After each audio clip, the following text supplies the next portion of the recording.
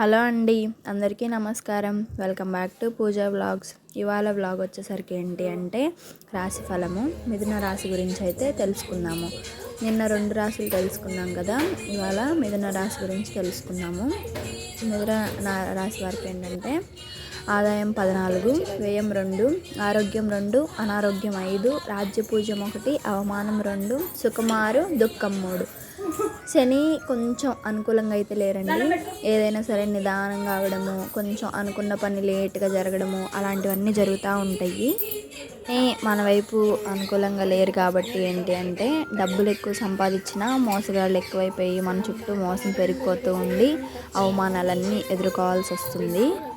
మోసపోవద్దు. ఇంకోటి ఏంటంటే కొంచెం అనారోగ్యం వస్తుందేమో, అది వస్తుందేమో, ఇది వస్తుందేమో భయపడుతూ ఉంటారు.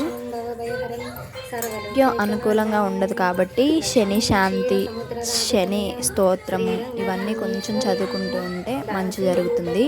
ఆదాయం 14 ఉందండి. సంపాదించుకునే శక్తి ఉంటుంది. ఎంతో కష్టపడితే కానీ మీకు ఆ డబ్బు రాదు. కాకపోతే అంతే మోసం జరుగుతూ ఉంటుంది. మీ చుట్టూ మోసం ఎక్కువైపోతూ ఉంటుంది. సో దాన్ని కొంచెం చూసుకొని మీరు జాగ్రత్త వహించండి. ఈ వీడియో మిథున రాశి వారికి ఎవరికైనా షేర్ చేయండి. నచ్చితే లైక్ చేసుకోండి. తప్పకుండా సబ్స్క్రైబ్ చేసుకొని చూడండి. ఇదే నెల 10వ తారీఖు నుంచి 10వ నెల 18వ తారీఖు వరకు గురువు మిథున రాశిలో ఉంటాడు కాబట్టి మీకు కొంచెం ఆరోగ్య సమస్యలు, శని ఉంటాడు కాబట్టి కొంచెం ఇబ్బందికరంగా ఉంటుంది. డబ్బు సంపాదించినా సరే ఏదో ఒక అవమానము, అపవాదాలు వస్తూ ఉంటాయి.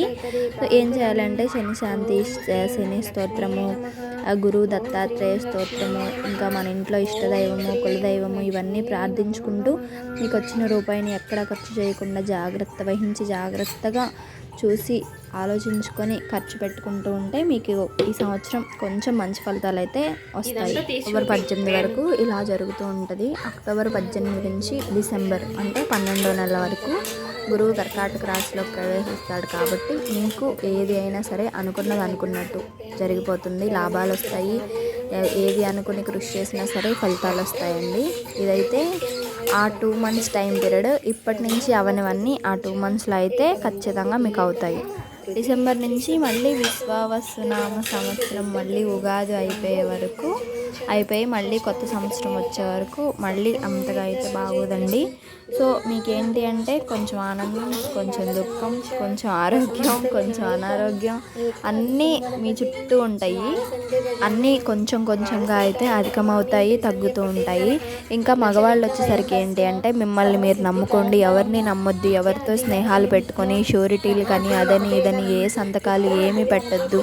ఇంట్లో చూస్తే మీకు తగ్గుతుంది అనే టైంకి మీకు అనిపిస్తుంది కదా, కానీ ఇంట్లో మానసికంగా బాధపడుతూ ఉంటారు చూసారా, వాళ్ళని చూసి మీరు ఇంకా ఇబ్బంది పడతారు. ఇవన్నీ దృష్టిలో పెట్టుకొని ఏది గుర్తు పెట్టుకోకుండా ఇష్టదైవాన్ని ప్రార్థిస్తూ మీరు అనుకున్నది మీరు మంచిగా జరగాలి అని ఆ దేవుణ్ణి ప్రార్థించి అంతా శుభం జరగాలి అని నేనైతే మనస్ఫూర్తిగా కోరుకుంటున్నానండి. ఇంకా ఎవరికైనా సరే ఇలా మిథున రాశి వారికి ఉంటే ఈ వీడియో షేర్ చేయండి. చాలా వరకు ఉపయోగకరమైన విషయాలన్నిటినీ నేను చాలా తక్కువ టైంలో అయితే చెప్పానని నేను అనుకుంటున్నాను. ఇంకా ఏమైనా డౌట్స్ ఉంటే కింద కామెంట్ చేయండి. ఇంకోటి ఏంటి అంటే మిథున రాశి వారికి సుఖము దుఃఖము కలిపి వస్తాయండి.